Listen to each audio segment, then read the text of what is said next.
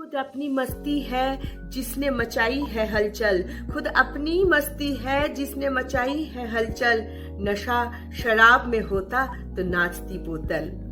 Hello everyone, সমস্ত বন্ধুদের জন্য অনেক ভালোবাসা নিয়ে আমি পায়েল। আজ বাজ পাখি মানে ঈগলের একটা গল্প হয়ে যাক সবার সাথে। যদি ওই গল্পটা অনেকেই হয়তো জানেন বা অনেকেই জানেন না। যারা জানেন তারা আর একবার মনে করুন, আর যারা জানেন না তারা একটা নতুন করে শুনুন। আমরা সবাই জানি বাজ পাখি আকাশের সর্বোচ্চে ওড়ে। তো বাজ পাখি বাঁচে 70 বছর, কিন্তু 40 বছর পর বাজ পাখিকে একটা সিদ্ধান্ত নিতে হয়। যখন ওর লম্বা ঠোঁট বেঁকে যায়, ডানা ভারী হয়ে যায়, নখ অকেজো হয়ে যায়, এই সময় বাজ করে কি, সেই পুরনো সব কিছুকে শরীর থেকে জোর করে কষ্ট করে কেটে ফেলে দেয়।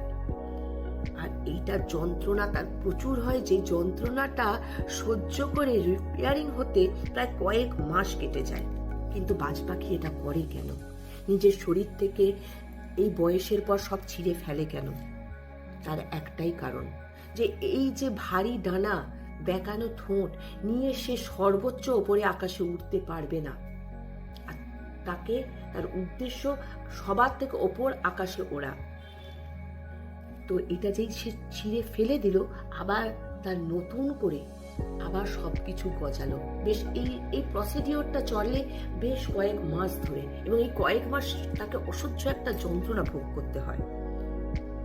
এবং সে এটা করে যাতে সে বাকি 30 বছর আবার ওই সর্বোচ্চ আকাশের ওপরে উঠতে পারে। বন্ধুরা, আমাদের জীবনও কখনো কখনো এরকমই কিছু করার ইঙ্গিত দেয়। মানে আমাদের জীবনেও এরকম একটা ফেজ সকলেরই আসে, যখন ভীষণ জরুরি পুরনো সবকিছুকে ত্যাগ করে সামনের দিকে এগোনো। অতীতের সমস্ত অসফলতা, সমস্ত খারাপ লাগা, সমস্ত গ্লানিকে যদি আমরা টেনে ছিঁড়ে ফেলে না দিয়ে এগাতে পারি, তাহলে কোনোদিনও তো আমরা সফলতাকে আঁকড়ে ধরতে পারবো না। সবসময় অতীতকে যদি আমরা আঁকড়ে রাখি, তাহলে কি ভবিষ্যতে সফলতা আসবে?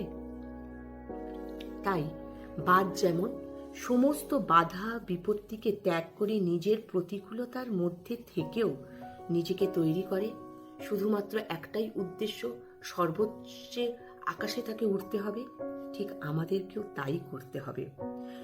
যতই বাধা বিপত্তি আসুক, কোনো বাধা বিপত্তির সাথে কম্প্রোমাইজ করা চলবে না, ভয় পেয়ে গিভ আপ করা চলবে না। যদি আমরা আজ বাধা বিপত্তিকে দেখে ভয় পেয়ে গিভ আপ করি, ভাবি যে আর আমি সামনের দিকে হয়তো এগোতে পারবো না, এটাই আমার শেষ জার্নি, তাহলে তো কোনোদিনও ভবিষ্যতে সুন্দর দিনটা দেখতে পাবো না। আর ভবিষ্যতে সুন্দর দিন প্রত্যেকের জন্য একটা সুন্দর আগামী অপেক্ষা করে। এটা আমার নয়, প্রত্যেকের ক্ষেত্রেই প্রযোজ্য। তাই কোনোদিনও অসফলতার জন্য ভয় পাওয়া চলবে না, তাহলে সফলতা কখনোই আসবে না। তাই কঠোর পরিশ্রম করেও নিজেকে প্রমাণ করতে হবে। নিজেকে অন্যের কাছে নয়, নিজেকে সবসময় নিজের কাছে প্রমাণ করতে হবে। প্রতিনিয়ত নিজের সাথে নিজের একটা দ্বন্দ্ব, নিজেকে নিজের কাছে কালকের আমির কাছে আজকের আমিকে বেস্ট প্রমাণ করাই আমাদের উদ্দেশ্য। নিজের স্বপ্নটাকে বাস্তবে রূপায়িত করতে হবে, আর বাজের মতো সর্বোচ্চ আকাশে উড়তে হবে। নিজের সফলতার ধ্বজা সর্বোচ্চ উপরে নিয়ে নিজেকে দেখিয়ে দিতে পারে, আই ক্যান ডু।